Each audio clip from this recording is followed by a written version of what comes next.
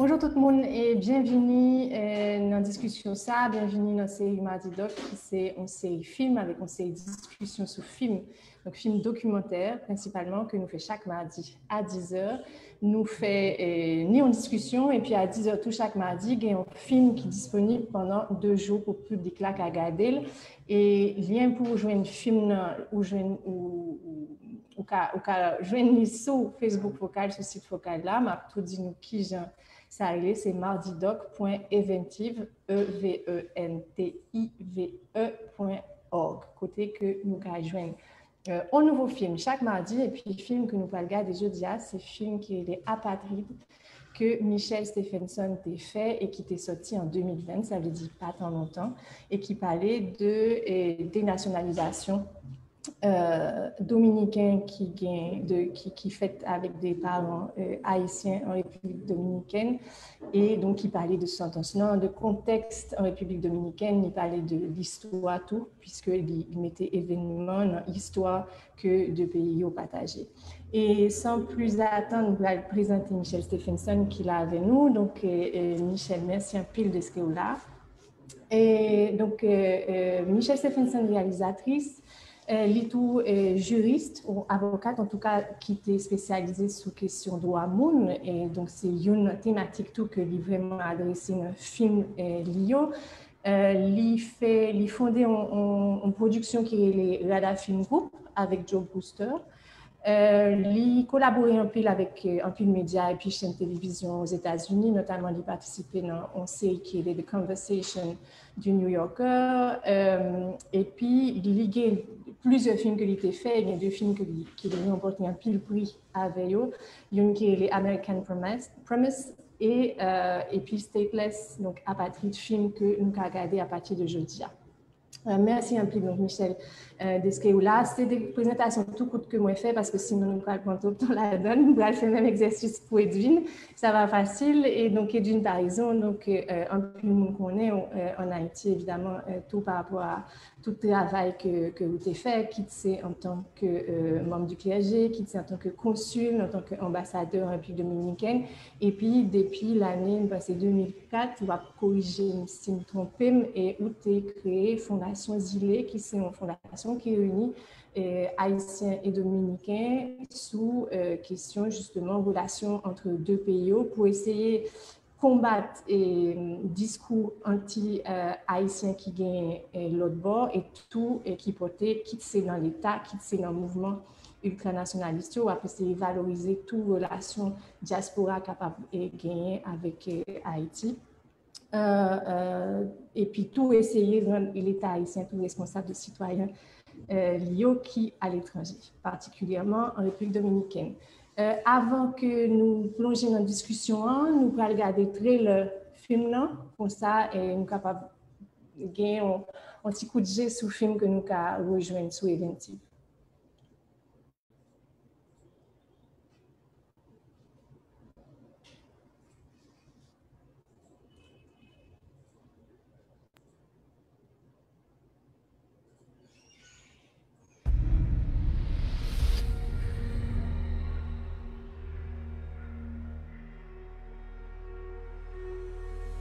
Te quiero contar la historia de una niña que se llamaba Moraime.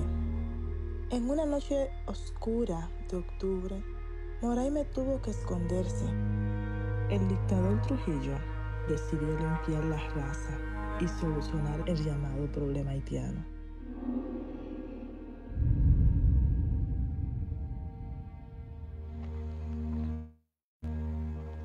Aquí pensamos en los 100 pesos, los 500 pesos de ahora, pero no vemos cómo vamos a vivir 4 o 5 años después. Y en eso que hay que pensar.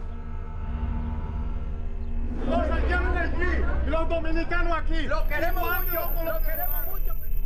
República Dominicana, la tierra donde yo nací, la amo y la quiero. Y no voy a vivir bajo la indiferencia de que soy un extranjero cuando yo nací allí.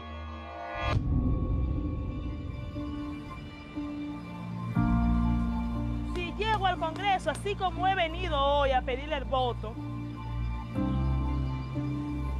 venir y sentarme con la gente de la 15, vamos a ver los problemas que hay aquí, por dónde lo vamos a encaminar. Y es que el blanco de ataque era la emisora FM 103.5. Bueno, he estado recibiendo amenazas. Me llamaron diciéndome que saben a qué hora sale mi hijo de la escuela.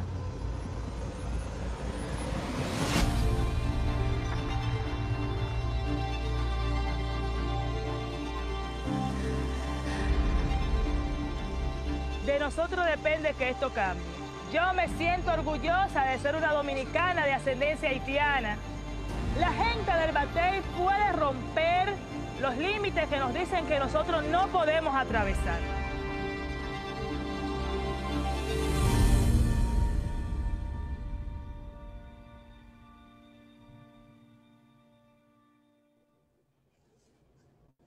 Voilà, donc c'était le trailer du film Apatride, c'était classe de Michel Stephenson, donc le film que vous pouvez retrouver sur la plateforme Eventive. Et Michel, et donc nous allons parler avec Kounia, nous allons parler de film là, et par contre si Michel a fait un petit paraître, voilà. Et je voulais demander, et pour nous plonger dans le film là, je pense que nous sommes capables de voir notre trailer, mais il y a plusieurs personnages qui a fait film là, qui ont même des combats à mener. Je voulais entrer dans le film là à partir de personnages, et ou même qui, voilà. Qui gens ou t'es joignant et où t'es passé que c'était eux-mêmes qui peut-être qu'un discours dans le film là. Est-ce que ou t'es gagné au départ dans tête et que vous venez joindre dans recherche ou bien c'est dans rencontrer que vous venez prendre en importance ou bien dans le tournage que vous venez prendre en importance? Ok, bonjour. Premièrement, je voulais remercier Focal pour l'invitation. Moi, je voulais donner information tout que c'est partiellement grâce à l'appui Focal et Lorraine Mangonès que nous sommes capables de finir le film là et faire production film là. Donc, moi, très reconnaissante de collaboration que nous faisons avec Apatride. Film là, bon, il commencé pour moi-même c'est mon Haïti, moi fait en Haïti, quitté, fait partie de diaspora, qui était très jeune, mais toujours avec des connexions très fortes avec famille moi là. Et puis m'a fait documentation en fait en Haïti depuis même tremblement de terre là en 2010. Je me fait travail pour la télévision publique américaine. Et ça qui intéressait en pile, peut-être parce que je fais partie d'une diaspora, moi c'est immigrante tout ici dans les États-Unis, cette question de collaboration dominicaine avec Haïtiens. Donc depuis tremblement de terre là, je fais des connexions avec mon cap travail, que ce soit Sonia, Pierre qui t'a fait travail dans Mouda. Et donc, son collaboration, son rencontre comme commençait depuis même avant tremblement de terre. Donc, quand Sentencia là, fait en 2013, j'ai fait fini un long métrage et puis je parlais avec collaborateurs, moi, Joe, nous t'ai parlé de travail, nous c'est très personnel et ça donne une raison, une motivation de rentrer dans l'île là. Pour commencer, voir quelle qualité de documentation, quelle qualité d'histoire je fait de perspective dominicaine de descendance haïtienne. Donc, toute l'année 2014, là, on fait connexion, recherche, premièrement avec Moun Mouda et d'autres moun avec qui on a une connexion. Et yo fait présenter à Reconocido avec Ana Maria Belique. Je ne connais pas si Ana Maria c'est chef Reconocido. Et c'est lui-même qui commençait à introduire, présenter à travail que surtout femmes de dominicaines d'ascendance haïtienne travaillent à faire sous terrain. Et rencontrer Rosa Iris et c'était vraiment, comme on dit, le coup de foudre dès le début. Et son monde qui est très généreuse, ouverte. C'est vraiment l'idéal en tant que moi-même, en tant que monde qui fait documentaire, qui raconte histoire, qu'une collaboration qui a ébloui pour moi. Et donc, nous travaillons ensemble. Rosa Iris, en fait, commençait même à faire recherche par lui. Et c'est lui-même qui dit, un grand cousin, Théophile Murat, qui quittait Haïti, ou qui a quitté la République dominicaine à cause de cette situation. Et le livre même, c'est exemple même de souffrance que mon a subi là. Donc, moi, rencontré Théophilo, c'est l'autre monde qui est extrêmement ouvert et vulnérable, qui vraiment, pour moi-même, font connexion très forte avec lui. Et puis, de l'autre côté, pour moi-même, c'était très, très important. Donc, je viens avec vision de cette question de la perspective dominicaine de descendance haïtienne, que sont questions de citoyenneté, pas seulement de migration, mais de qu'est-ce que ça signifie. Cette citoyenneté. Mais en tant que monde, moi arrivé avec un pile privilège tout, en tant qu'haïtienne, de peau claire, qui est capable d'accéder des environnements qui pas nécessairement côté en pile bagaille à fait qui pas qui raciste et qui vraiment exposé injustice. Et donc, moi, j'ai fait une série d'interviews avec certaines personnes nationalistes, ultranationalistes, parce que je trouvais que c'était très important d'avoir cette voix-là pour que nous puissions reconnaître la profondeur du problème et des obstacles que Rosa Iris et Théophilo a confrontés. Et puis, au début, c'était des hommes qui étaient très agressifs et m'ta pensé pas qu'à passer plus que 2 jours avec eux et que faut que moi établir une relation qui a duré dans notre cas ça a duré presque 5 ans de travail. Et donc moi rencontré Gladys à travers le travail que producteur sur terrain dominicain qui est très fort avec qui me collaborait qui présentait ma Gladys. Et pour moi-même, Gladys, c'était vraiment l'exemple compliqué de la situation que je trouvais c'était important révéler. Et puis, dernier point, je n'ai pas aucune notion que Rosa Iris t'a posé candidature.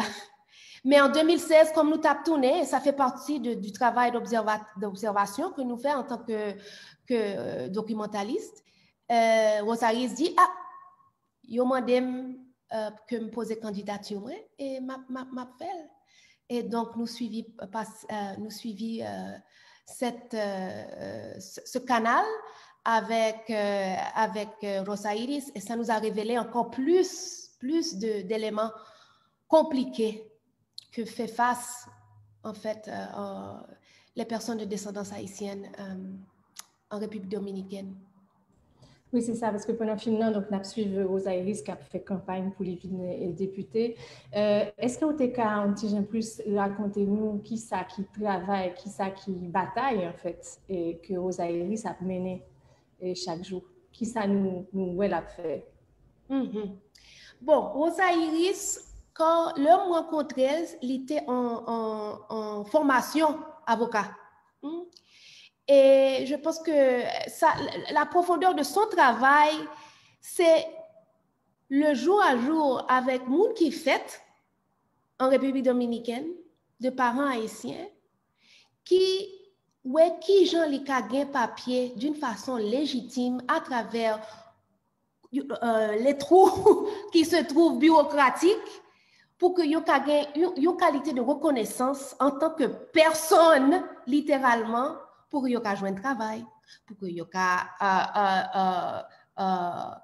joindre, capable louer téléphone, capable même qui j'en sais les joindre côté yon ka même vivre parce que l'état d'apatride ou invisible pour moi-même c'est l'expression ultime de suprématie blanche.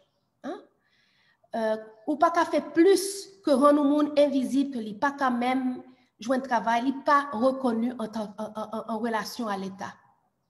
Et donc, comme et peut-être Edwin a élaboré un peu plus dans la question du jour à jour et la bureaucratie, ça qui a passé en termes de législation, mais son qualité de gymnastique bureaucratique que Rosa Iris fait, là dans bataille, dans la communauté, li ouais qui qualité papier moun yo gagné, li présenter Kayo vers la junta centrale, ce côté yo fait procédure de légitimité pour qu'à jouer une manière pour que au moins une personne, 2 personnes, 3 personnes, son travail petit à petit, personne à personne, individu à individu, pour voir qui qualité papier yo ka gagné pour yo ka reconnaître.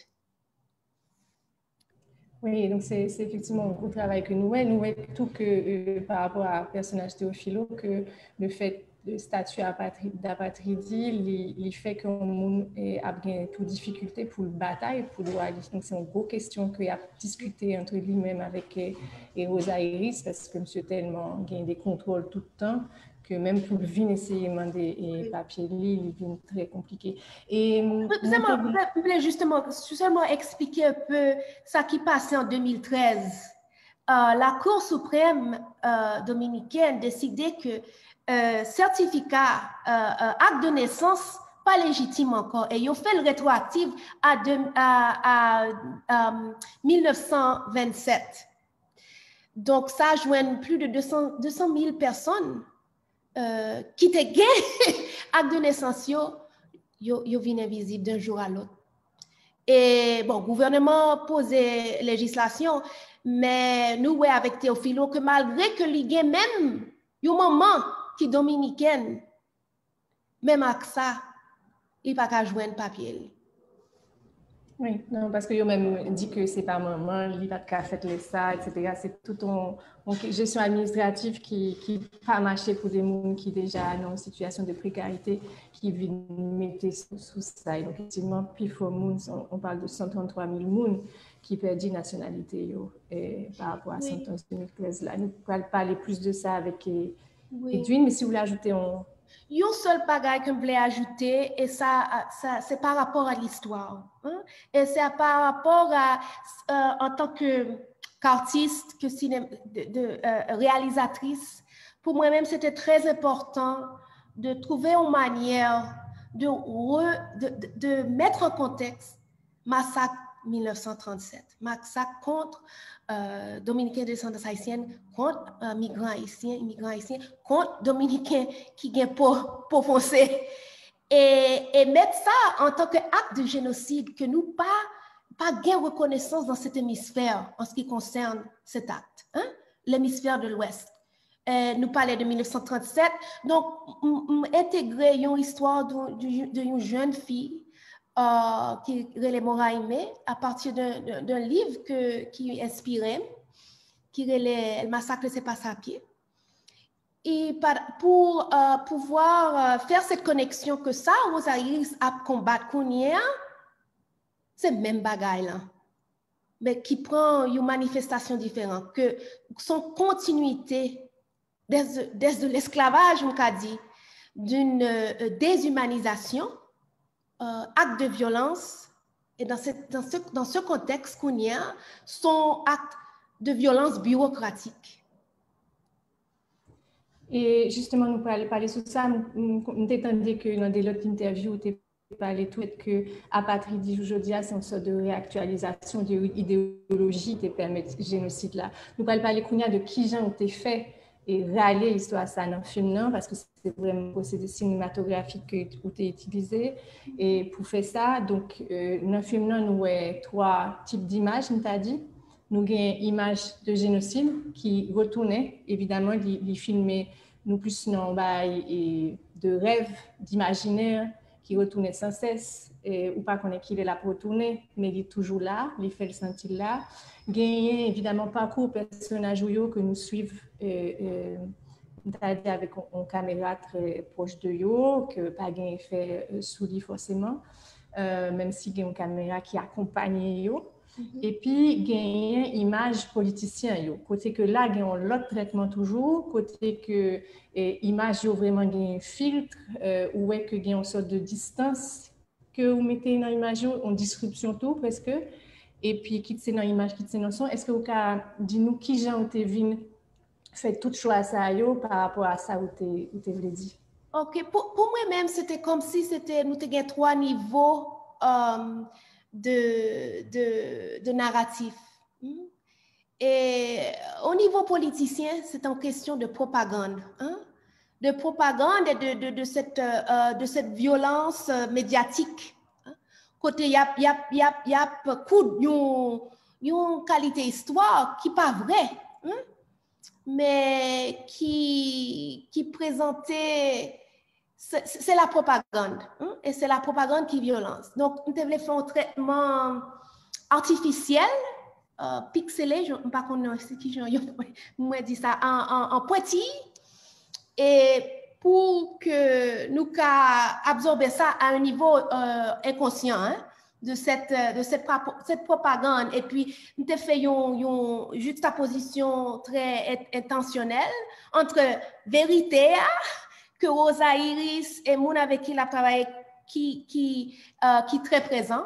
Et pour ça, nous utilisons une caméra très directe, sans effet, pour nous, c'est ça qui est réalité.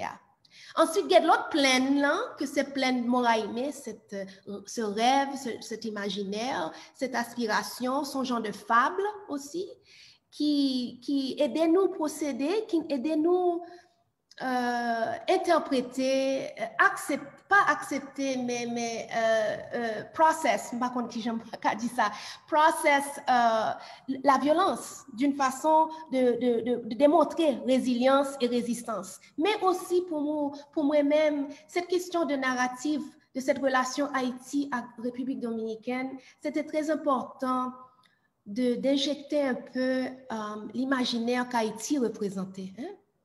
Parce que pour Moraïmé, et même pour Théophilo, tout, Haïti, c'était la liberté.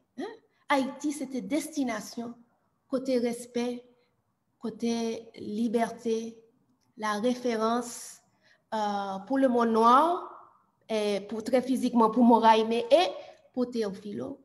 Ont différents narratifs en ce que Haïti a représenté.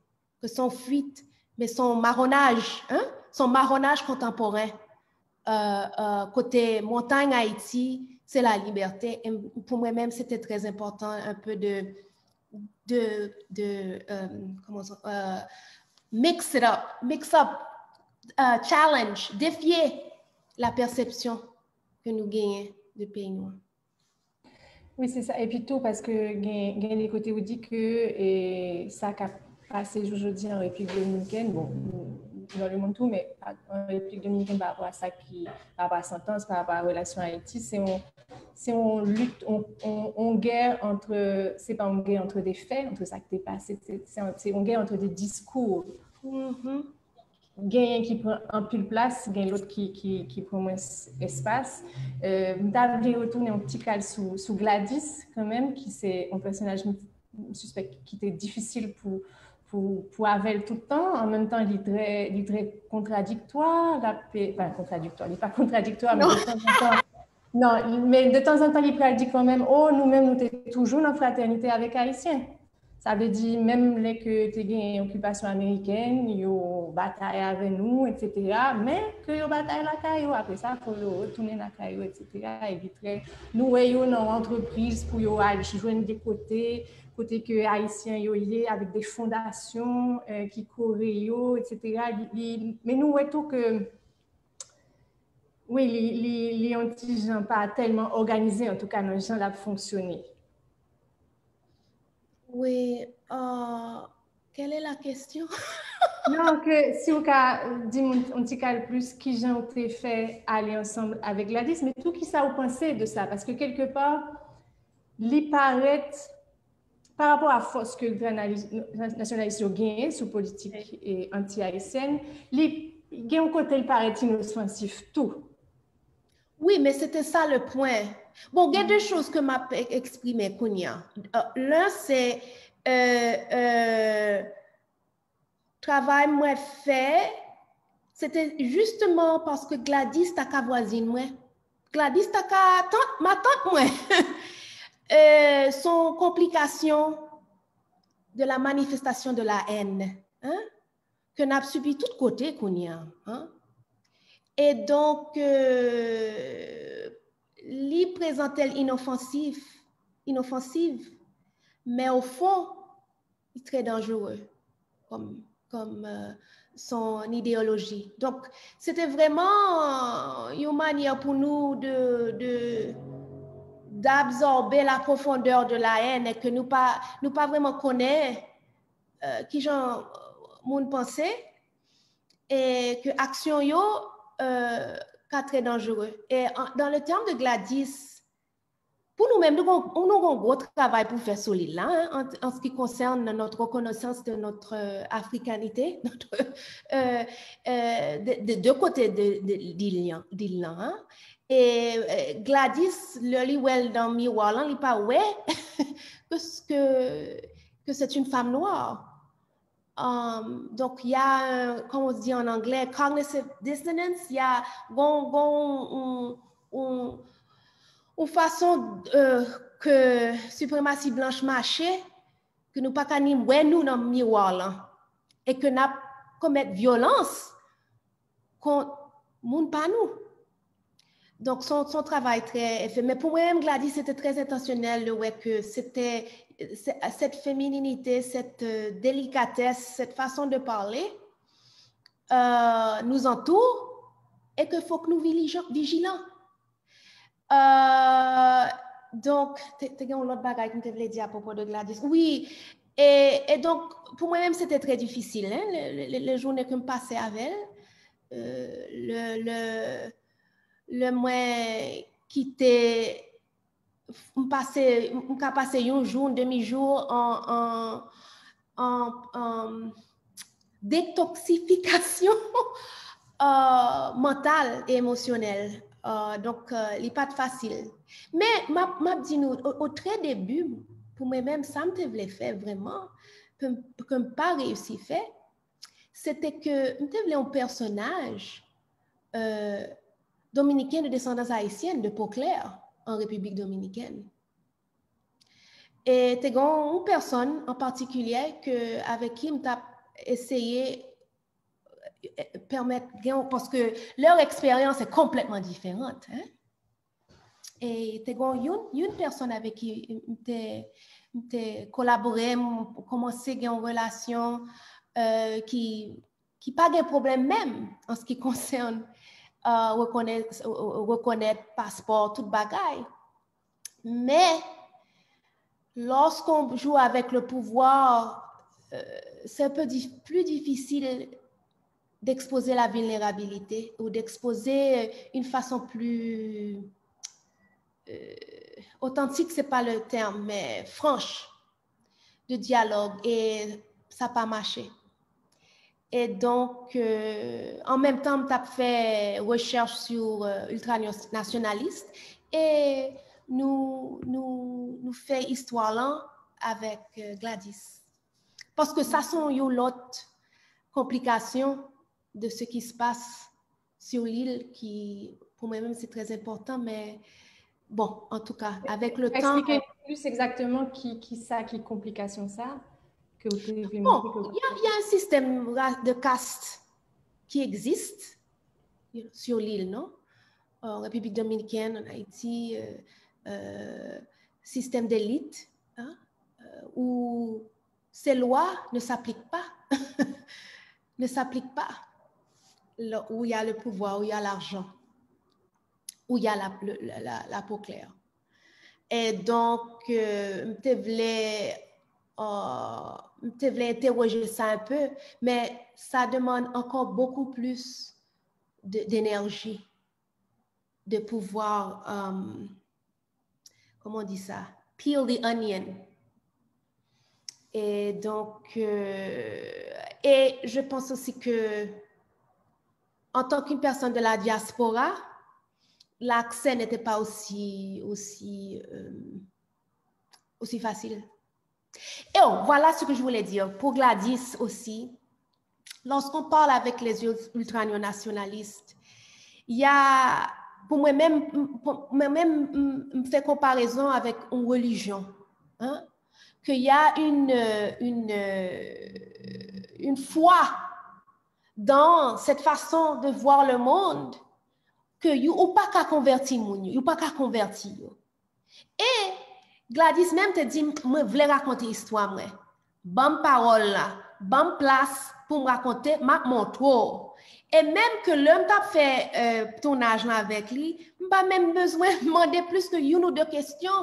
Me fait une ou deux questions et il parti avec discours, avec idéologie. Et l'idéologie, il y a une logique interne ou pas qu'à pénétrer avec fait, ou pas qu'à pénétrer avec relation d'humain à humain, et que sont faits accomplis. Et donc, au niveau d'artistes, de cinéastes, c'est idéal aussi parce que vous voulez exprimer, il y a pas exprimer tout ça, vous voulez. Et même là où confronté avec la réalité, il y a besoin d'une manière de dire que c'est faute haïtien. Donc, c'était à ce niveau-là, il y avait une facilité avec les ultranationalistes qui voulaient raconter son histoire. Et à un moment d'ailleurs, nous voyons Gladys qui allait d'Arabon. Et donc, il sous pont, il essaie de traverser, alors que, ou même, vous filmez, d'ailleurs, nous parlons un petit cas de ça, et donc, haïtien marchand, et puis commerçant qui traversait, puisque c'est un marché qui est supposé binational, mais en fait, qui est en République dominicaine, donc, il est même obligé de traverser. Et lui-même, il essayait d'aller de l'autre côté. Bon, il essayait tout petit. Et puis, il dit non, pas qu'à aller. Il dit, oh, regardez, yo même qu'à rentrer, combien de monde qu'à rentrer là, et puis moi même pas qu'à aller. Donc, il a vraiment essayé chaque les réactiver qui ça lui-même lui penser. Alors que la réalité, ça, là, c'est pas ça.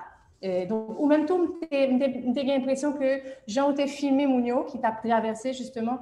Nous, petit gens, nous tellement ouais image, pont ça, ou bien point frontalier, côté que Haïtiens ont vraiment bataille pour y passer, etc. Parce que le système l'a fait, que c'est ça, ils ont besoin de faire pour y passer, pour y aller vendre.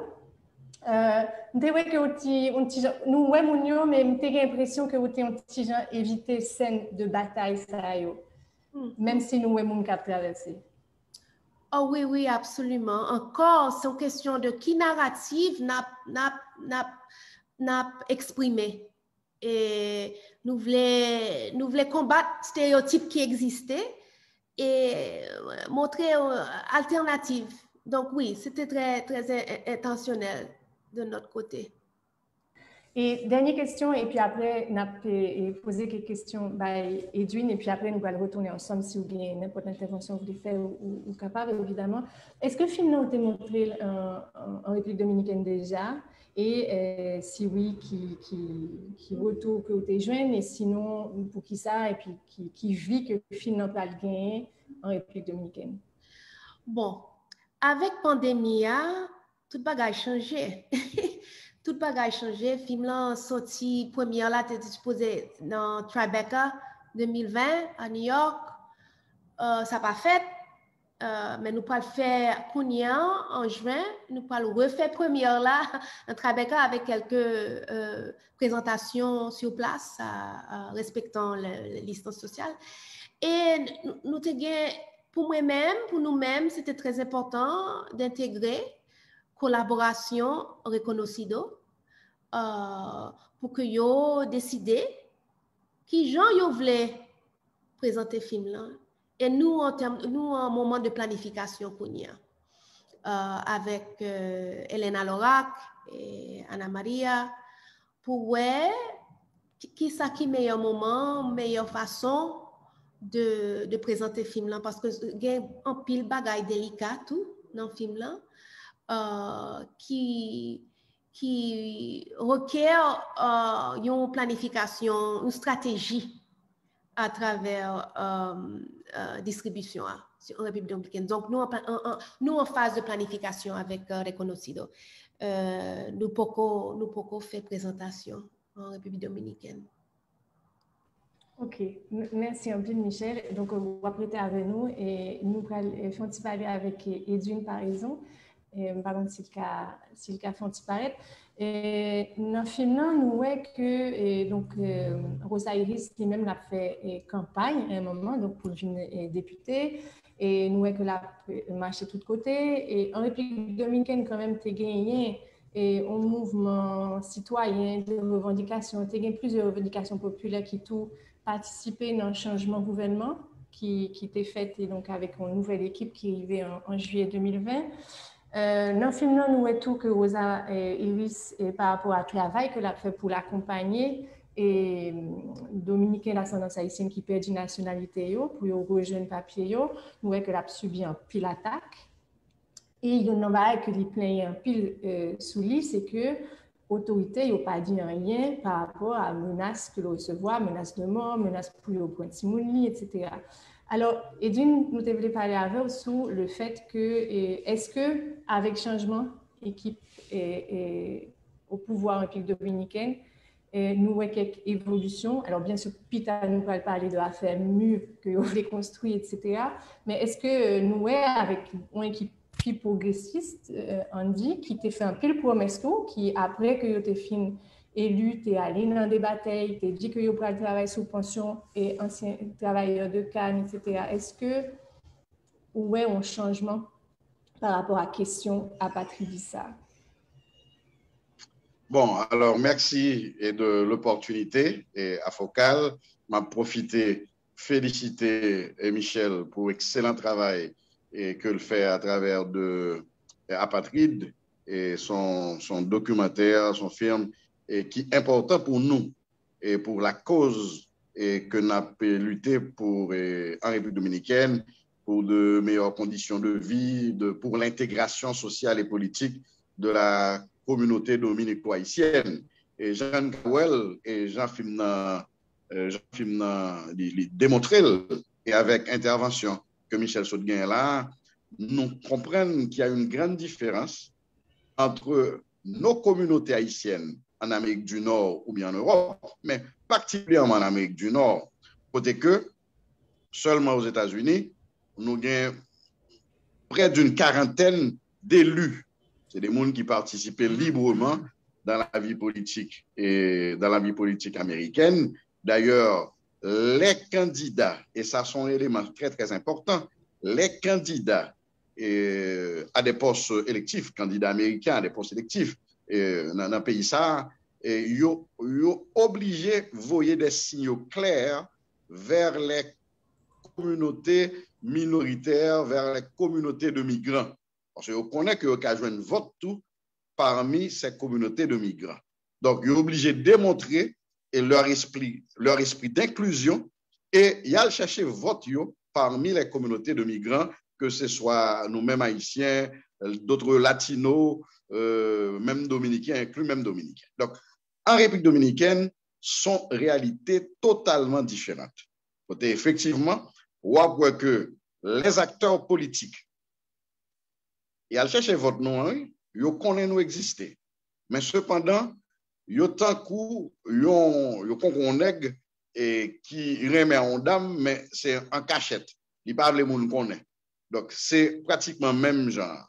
Ouais, yo importance vote haïtiano-dominicain et que yo estimé à entre 4 et 5% de vote qui a émettre dans l'élection, mais en même temps, yo pas osé à faire campagne publiquement en notre faveur.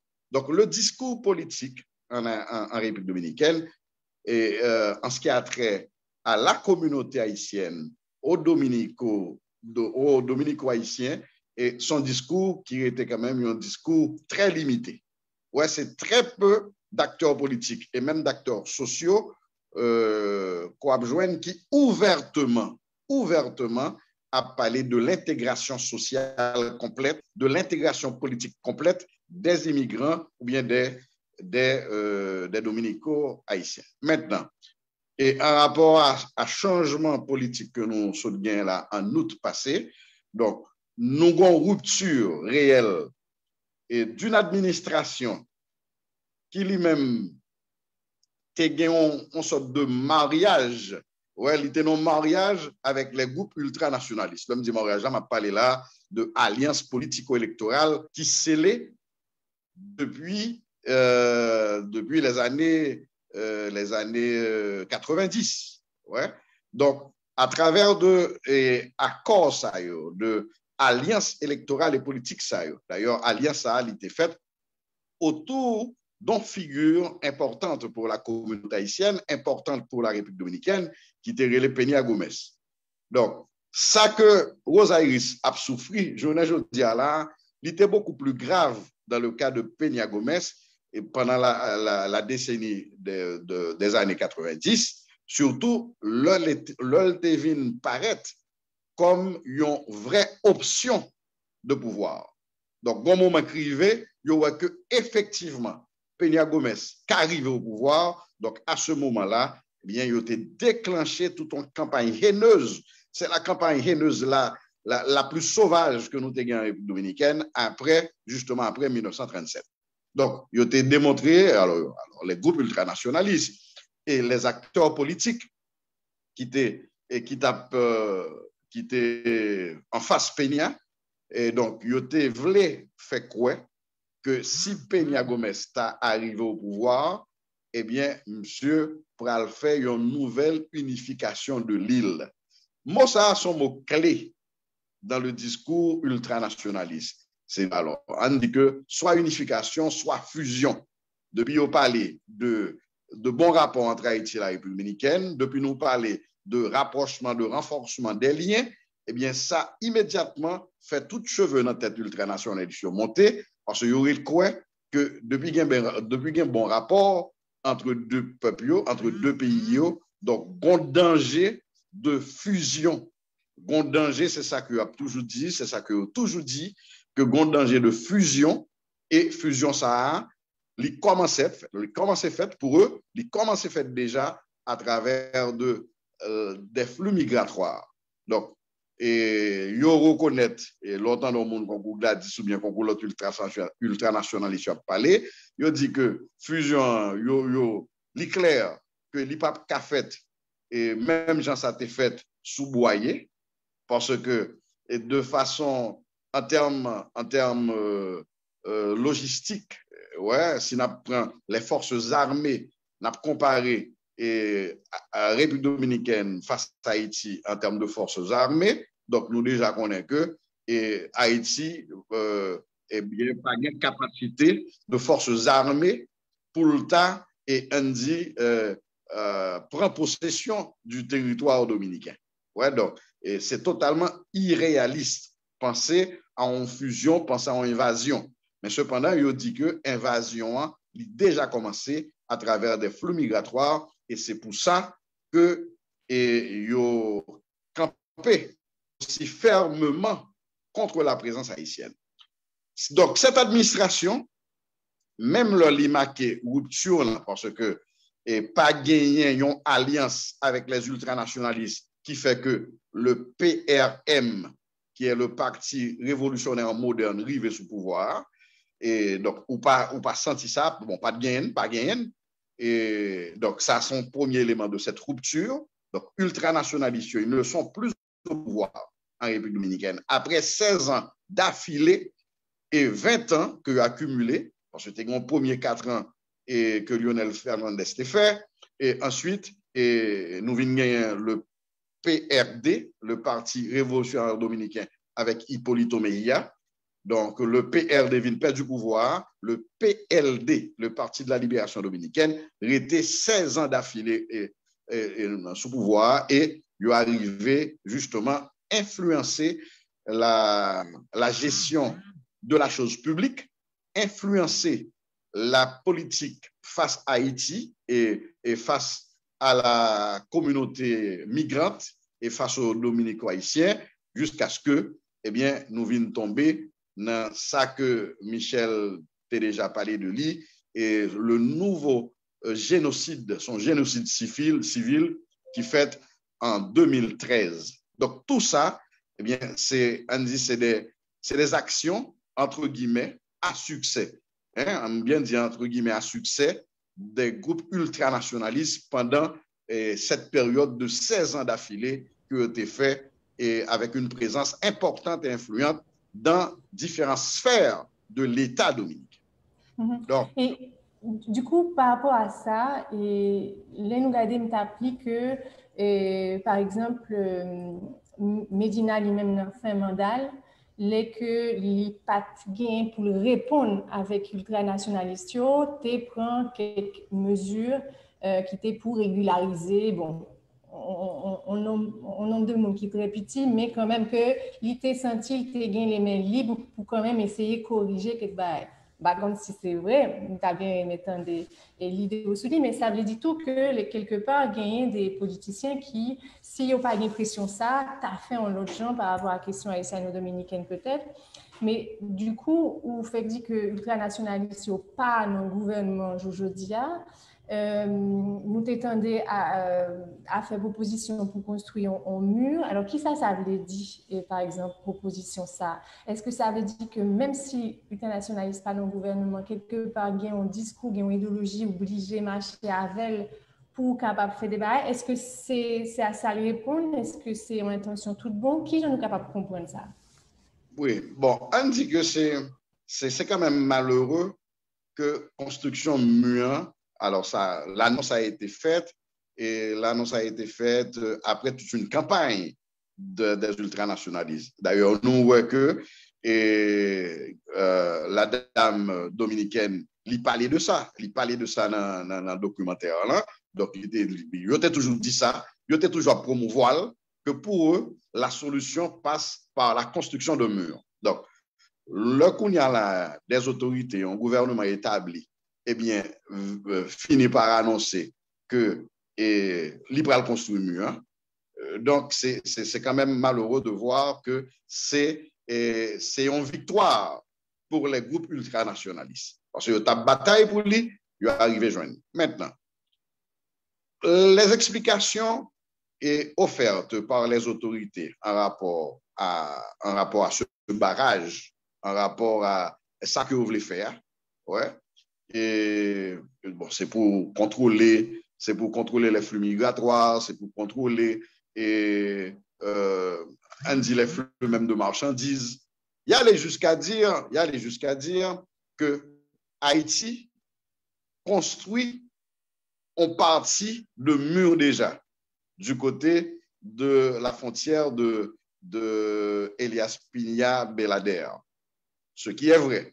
C'est-à-dire que les autorités haïtiennes, et pour mieux contrôler les marchandises qui arrivent de la République dominicaine, surtout que ils ont dénoncé, autorités haïtiennes, ils ont dénoncé, ça fait des années qu'ils ont dénoncé qu'à travers de la contrebande en provenance de la République dominicaine, le fisc haïtien a perdu entre 400 et 600 millions de dollars l'an.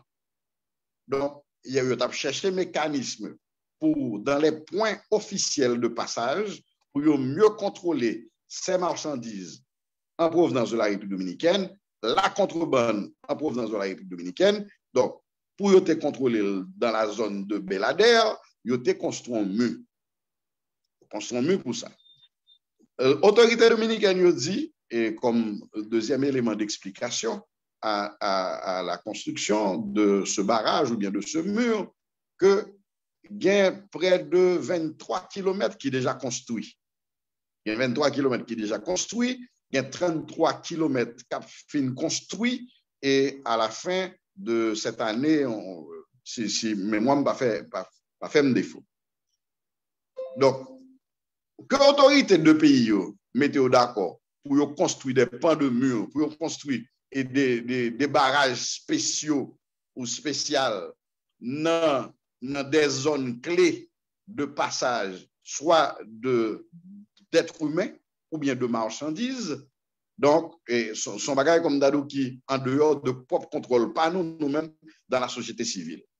Mais, quel que soit côté à construire mieux, à séparer le peuple, ouais, ça a son idée qui ne peut jamais faire l'unanimité. Son idée, avec toutes les justifications, avec toutes les explications que l'autorité, n'importe quel pays du monde capable de bailler et par rapport à la construction de murs, mais malheureusement, c'est pas une idée que tout le monde va le recevoir de façon positive parce qu'il y aura quand même des conséquences aux échanges entre les peuples de l'île, entre les peuples d'Haïti et de la République dominicaine. Et particulièrement, bon mot-clé que nous-mêmes nous toujours utilisé à la Fondation Zile, c'est l'interdépendance qui existe entre les communautés frontalières haïtiennes et dominicaines. L'interdépendance.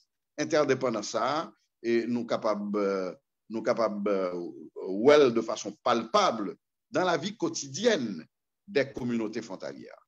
Ouais?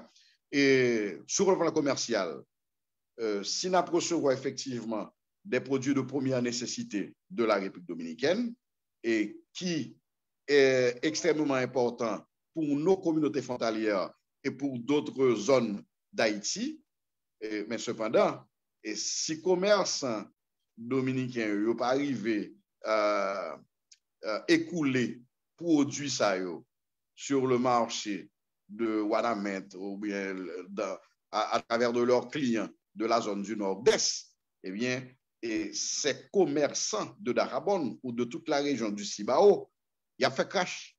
Donc, ils dépendent de cette clientèle haïtienne qu'ils ont arrivé à construire quand même pendant les dernières années.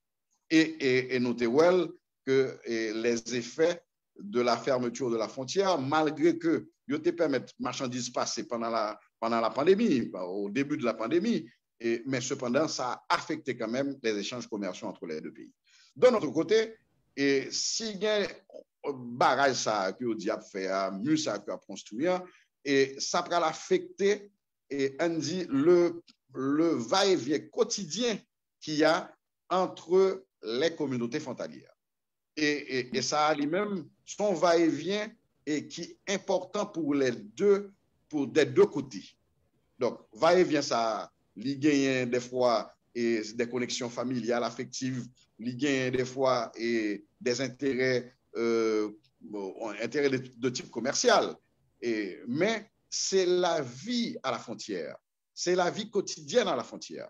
Donc, pour conclure sur la question du mur, eh bien, bon, son idée, premièrement, que quel que soit côté où tu as fait dans le monde, il ne peut pas faire l'unanimité. Et deuxièmement, les explications et justifications qui peuvent être offertes par les autorités, eh bien, non plus.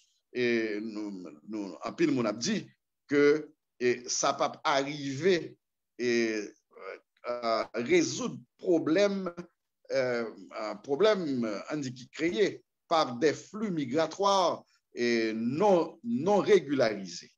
Et parce que, à la base,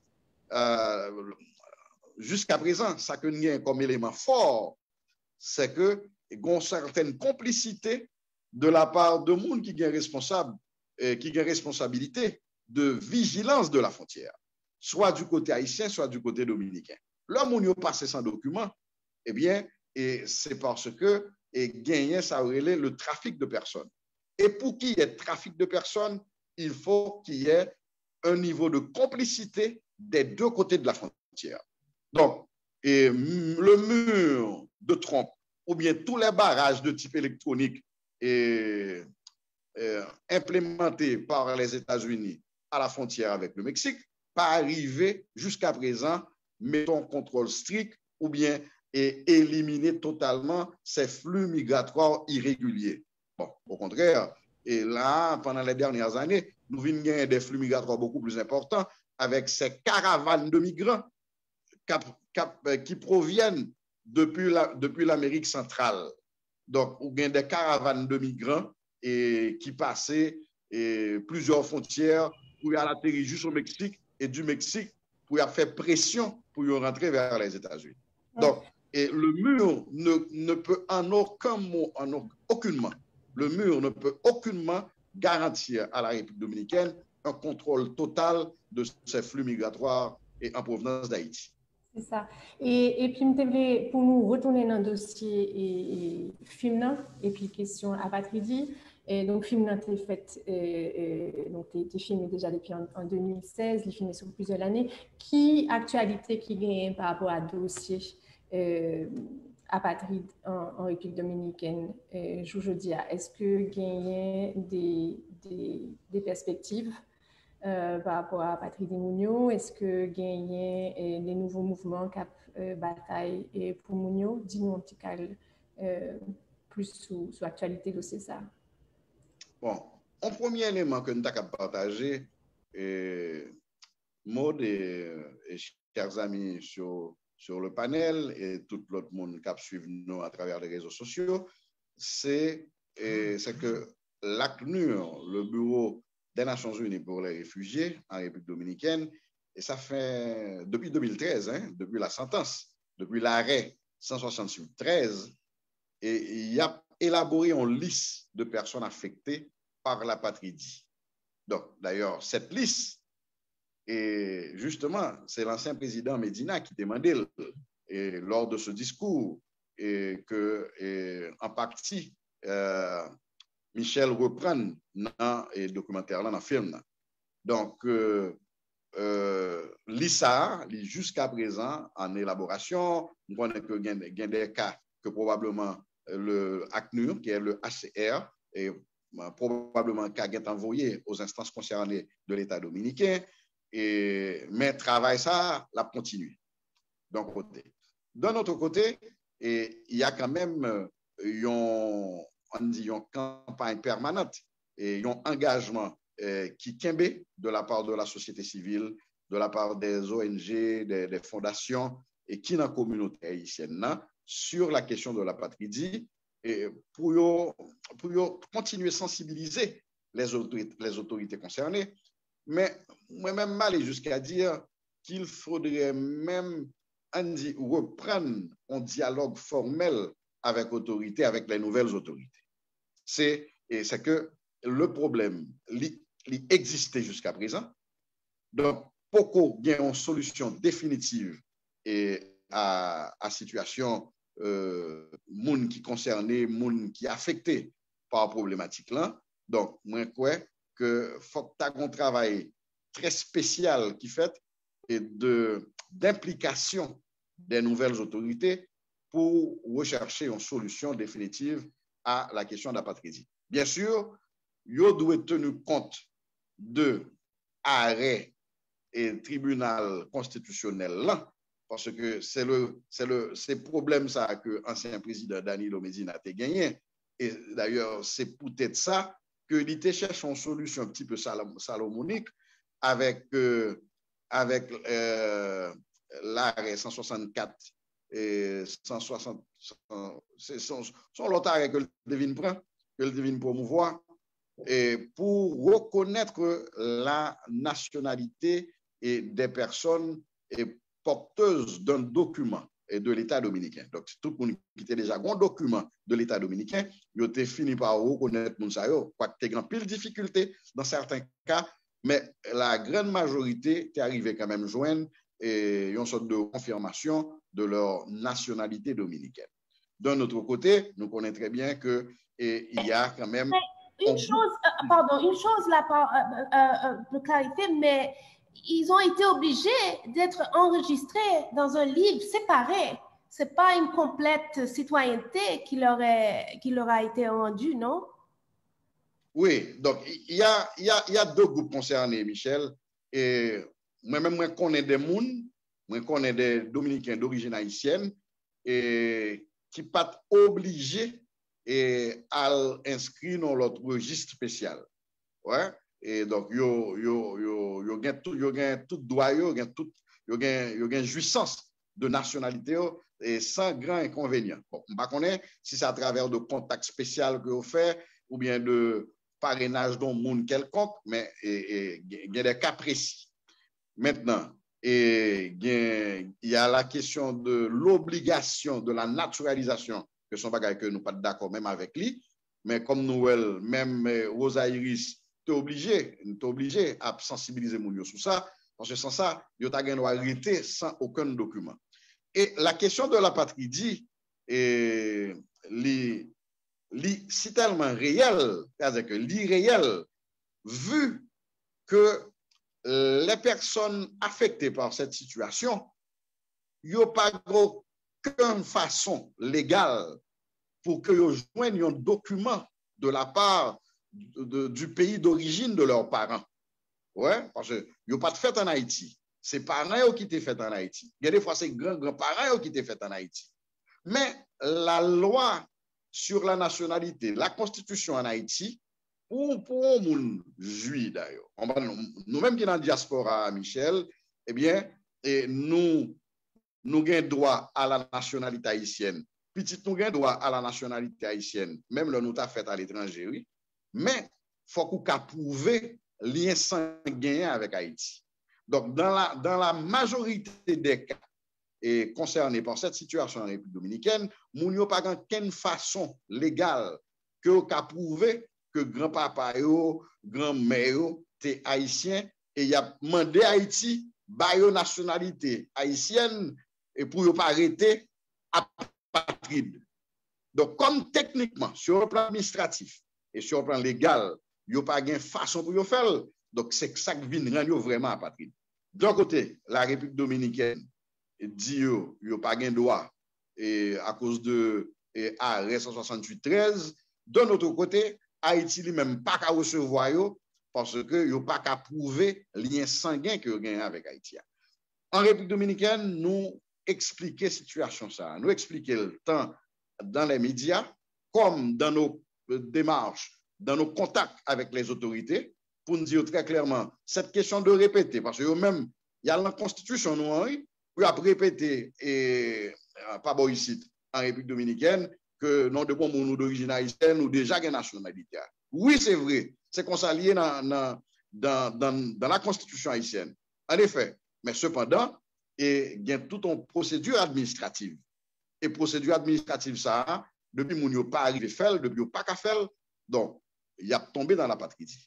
L'apatridie est toujours réelle sur l'île et probablement il faudra attendre que nous gagnions des autorités en Haïti et qui pas dans la situation que nous y avons là, parce que nous avons une conjoncture politique très indéfinie et donc, bon, nous ne pouvons pas rentrer dans l'aspect ça, mais moi simplement voulais dire que il faut que nous gagnions des autorités qui pas dans la conjoncture que nous y là aujourd'hui là pour que reprennent ta volonté politique, reprennent le dossier ça avec la République dominicaine et arriver fait que la République dominicaine engage à bailler la nationalité à des gens qui fait sur le territoire, des gens qui pas parler créole là, même gens avec nous même là, des gens qui reçoivent éducation scolaire dominicaine, ça veut dire que il n'y a pas même contre l'histoire d'Haïti.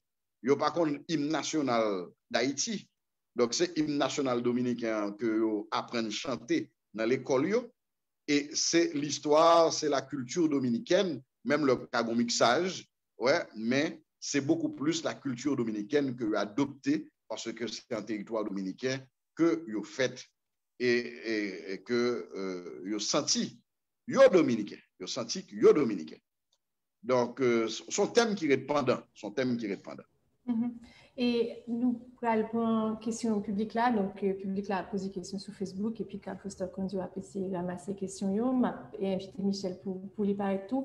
Et c'est des questions que nous allons répondre ni une ni l'autre. Et il y a une question qui c'est est-ce que vous aviez eu l'impression que la compréhension de la situation des Haïtiens est la même chez les Dominicains qui sont plus instruits?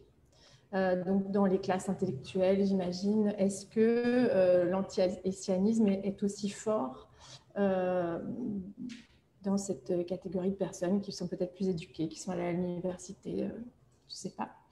Il y a une autre question qui est assez difficile, mais je vous la pose quand même. Pourquoi, selon vous, les Haïtiens habitent un lieu où ils ne sont pas aimés? Et enfin, une autre question, je les prends toutes les trois, et puis je vous les reposerai si jamais il y en a certaines auxquelles vous n'avez pas répondu. Délimitation frontière Haïti-Saint-Domingue va être gros problème. Est-ce que construction MUSA va aller empirer le problème là? Et alors, une dernière question pour Michel, et après on terminera. Est-ce que dans la documentation pour sujet A, ou tu as un regard sur production cinématographique dans l'autre Bosiléa sur le même sujet. Est-ce que c'est une thématique qui intéresse yo? Mais si oui, si vous te connaissez donc dans le secteur cinématographique en République dominicaine, est-ce que c'est une thématique qui intéresse yo? Si oui, d'après impression de production ça yo que vous te ouais, est-ce que position yo prend aligné ou sinon différent de films que vous te fait? Vous répondez dans l'ordre que vous voulez. Bon, moi-même, je vais commencer avec la dernière question. Oui, on pratique cinématographique en République dominicaine directement lié à cette question et son point de vue progressiste et très libéral. Du film de Cristo Rey, qui est une fiction sur la question, ça prend Roméo et Juliette, elle fait un film romantique entre une dominicaine de descendance haïtienne et une dominicaine de descendance dominicaine. Donc, il y a ça d'un côté jusqu'à des documentaires en fait réalisés par dominicaine de descendance haïtienne qui a vécu un moment apatride. C'est Jean-Jean, je ne sais pas si nous t'avez film Léo. Donc, il y a une communauté très vibrante qui questionne la politique, le racisme, les pratiques culturelles. Donc, en fait, je trouve qu'il y a pile chance de pouvoir intégrer dans la communauté cinématographique dominicaine qui est très riche et très et côté il y a un pile talent. Quelques-unes d'eux fait formation en Cuba, et donc moi-même j'ai en pile fois en pile que m'a suivre travail que y a fait en République dominicaine pour essayer de changer narrative là. Donc c'est très vibrant, oui. Écoutez, du coup la haine ne connaît pas de classe. La haine, que ce soit instruit ou pas, c'est son bagage que nous jouons de tous côtés. Et Gladys, par contre, si cette personne-là te ouais film là, mais son madame qui est très éduquée, il fait licence en droit.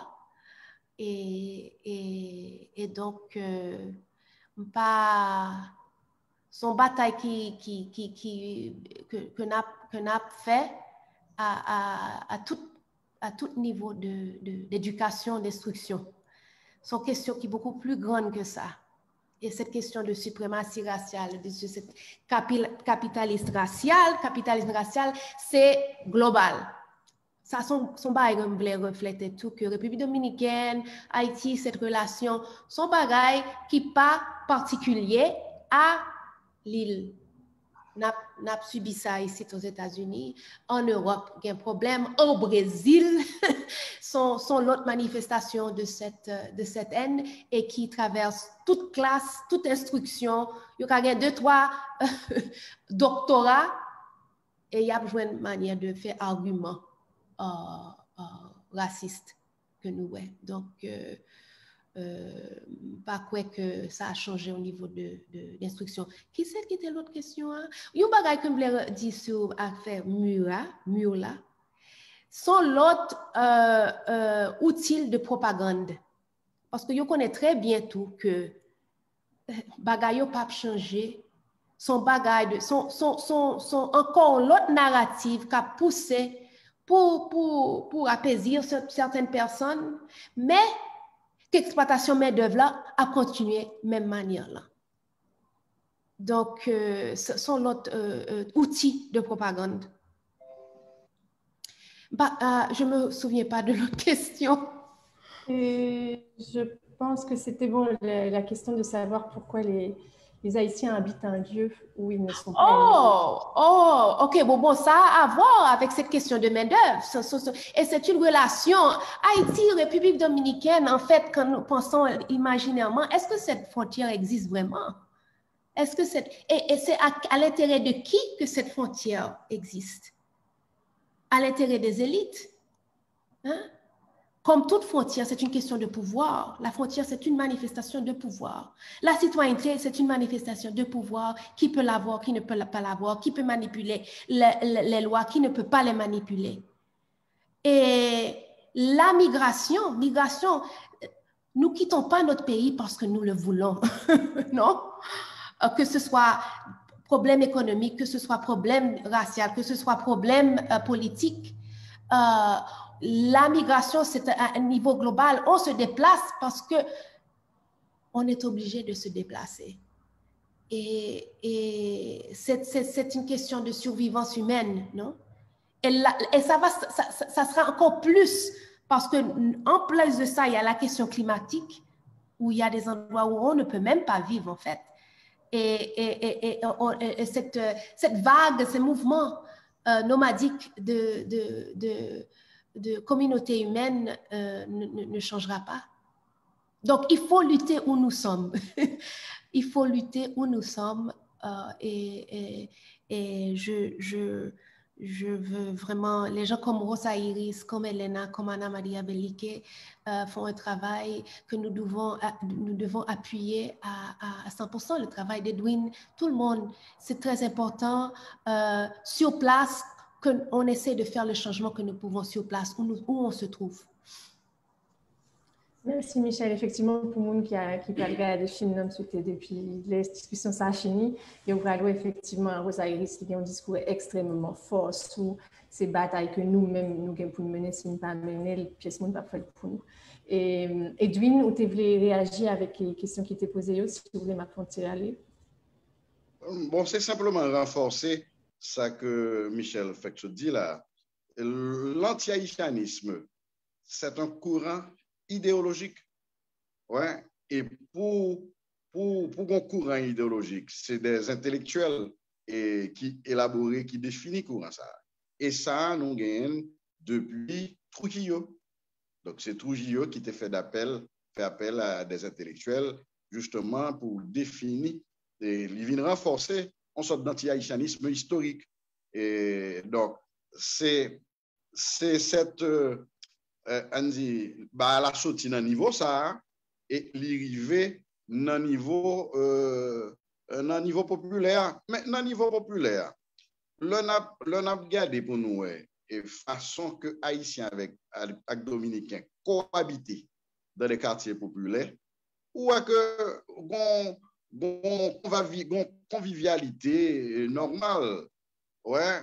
Et ou qu'à joindre des petites réactions individuelles, ou qu'à joindre des petits cas de préjugés, et même gens nous-mêmes tout en Haïti, et bien des fois, surtout, la présence des travails sexuels dominicains était beaucoup plus visible et dans les années 70-80 jusqu'à les années 90.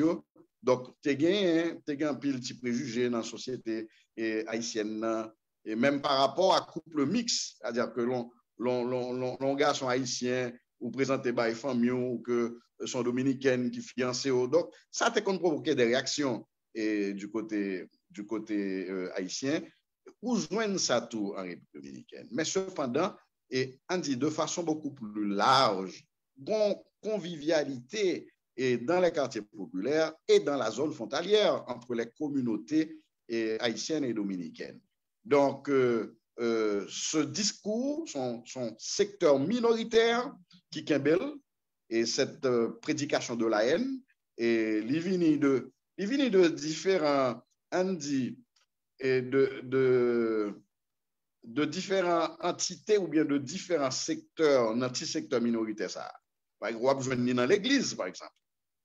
Vous avez des gens qui t'a supposé prêcher l'amour, qui t'a supposé à promouvoir la bonne convivialité, eh bien, il y a mon discours est totalement contradictoire à la foi chrétienne. Nous joignons au niveau de la hiérarchie de l'église, des églises. Non seulement l'église catholique, mais on joignit tout dans certaines congrégations protestantes. Et on joignit dans les médias. Ouais, dans les médias, il y a il y a des figures connues pour leur anti-haïtianisme. C'est ça seulement qu'il a fait dans le programme radio ou bien dans le programme télévision. Donc, c'est assez fort et ça pourrait même faire penser que tous les Dominicains sont des anti-haïtiens ou bien tous les Dominicains sont racistes. C'est faux. C'est totalement faux. Et alors, ils ont tellement fait bruit, ils sont tellement influents que ça pourrait donner cette impression. Mais cependant, il reste minoritaire. Il reste minoritaire dans la société dominicaine. Et maintenant, en rapport au choix de vivre en République dominicaine, bon, c'est des gens qui étaient déjà en République dominicaine. Ouais, on n'a pas parlé là de mon apatridio, mais au fait en République dominicaine, il y a bataille pour droit, pour rester dans le pays. Et là, il y a un documentaire, un film tant qu'apatride, eh bien, a aidé et à promouvoir cause ça, a aidé et sérieusement, à faire plus monde connaît et réalité aussi souffrante, aussi dure que le monde va vivre et joindre plus solidarité et de la part d'autres compatriotes et des amis étrangers et qui sont intéressés sur la question haïtiano-dominicaine. Merci un peu, Edwin. Par contre, si vous voulez ajouter un dernier mot, et Michel. Non, c'est pas grave. Merci un pile pour discussion ça, mais tout pour le travail que nous avons fait. M'a invité Mounio à regarder le film Michel et sous plateforme Inventive. M'a invité Mounio qu'on ait plus de travail que Fondation Silé a mené et puis suivre et discours, intervention que Edwin par exemple a fait dans le Médiato. M'a invité nous à regarder plus sur le mouvement Reconocido, côté que il y a un pile militant d'origine haïtienne et cap bataille, il y a une figure que nous parler de bien pile, c'est Anna Maria Belliquet, notamment. Nous besoin de clôturer la discussion ça là. Merci un pile. Et il y a des questions qui étaient adressées pour Focal qui est liée avec disponibilité film parce que pour Kounia nous proposons des moyens pour que film que nous projetons disponible dans l'autre côté que Haïti. Donc c'est vraiment pour monde qui est en Haïti capable de garder. Donc effectivement pour film ça c'était intéressant que nous montrions dans la République dominicaine, mais de toute façon c'est un bac qui pourra le faire avec un pile préparation, avec un accompagnement tout de mouvements et de associations. Jean-Michel t'a expliqué nous.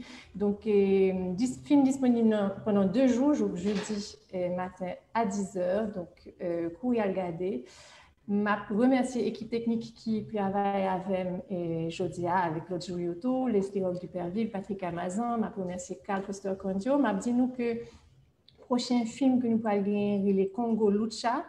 Et c'est Marlène Rabot qui t'a fait, c'est une réalisatrice qui est documentée et sous plusieurs années tout, organisation, un mouvement citoyen qui fait dans l'Est et République démocratique du Congo. Donc, c'est des jeunes qui viennent opposer avec pratique autoritaire, avec pratique corruption de présidents qui étaient Kabila et ça, finalement, il y a un changement de pouvoir, il y a continué de lutter et nous avons une discussion avec la réalisatrice qui est Marlène Rabot, avec tout, et une protagoniste film qui est Rebecca Kabugo, et il va discuter tout de l'expérience de militantisme dans le pays, dans la République démocratique du Congo, avec Vélina Charrier, que nous connaissons, qui c'est une figure de mouvement anticorruption qui est faite en Haïti, qui est Nous Pape Domi. Un petit point sur les réseaux sociaux aussi. Pour les gens qui sont en Haïti, qui ne sont pas un film apatride, ils peuvent suivre nous sur Facebook, Apatrida Stateless. Et nous faisons annonce de différents côtés film à passer aux États-Unis, globalement aussi, au côté où il y a accès à film et suivre côté la projeté. Ok, merci un peu Michel. Nous avons tout et partager l'information à partir de newsletter Focal pour nous qui sont dans la diaspora et que nous sommes très attachés avec eux, mais juste un système que nous pouvons mettre en place.